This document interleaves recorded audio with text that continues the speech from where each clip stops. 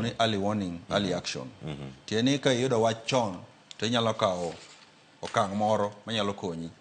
To watimo kaluwore gi migawo mopogore opogore, wariwore Kenya Meteorological Department, meteorology, joma somo weche mag wacho kaka koth biro kata horo moro biro, ging'isi chon. To gi Safaricom be. Koro nitie gima waluongo ni terra messages. Gin SMS mang'eny ma oro ne ji. To watimo koro gi konyruok moa kuom Safaricom.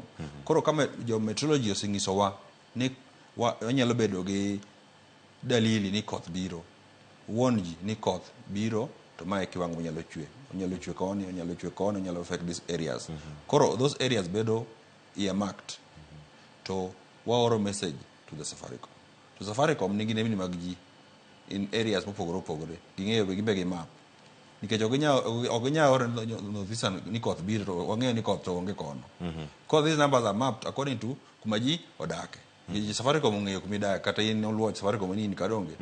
Koro messages go ioro ne ji kaluwore gi kuma gidake. Ni joka nyanam, koth biro, to mae ka onego waikre.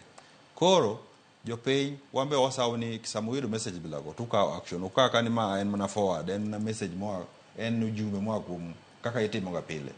Kauru ma serious mondo ukaw okang'. Nikech jogo manokawo okang', for example, mane El Nino mane obiro last time, neno gima notimore. Jogo manokawo okang' noyudo resruok. Nikech gibedo warned to gikawo action. To action ng'ene luwore mana gi in iwuon. Nikech ok inyal wacho ni koro tegemea ni en koso mondo ng'isi gima kama. Naseng'iye a good example ni kidake kor gweng' ting'e very well ni ka koth ochwe to kuma dayude resruok dibed kama. En e pachi kata koth pok ochako chwe. Koro en okang' mane mikawo. Koro sama wayudo messages bilago, kik wakaw ni en oyom. En adieri to waseneno gima kamano katimore. Nikech kata mane owacho mar kalausi mane biro, tero Nyasaye noserese ok ochopo e Kenya. Pa norumo kapok ochopo e Kenya.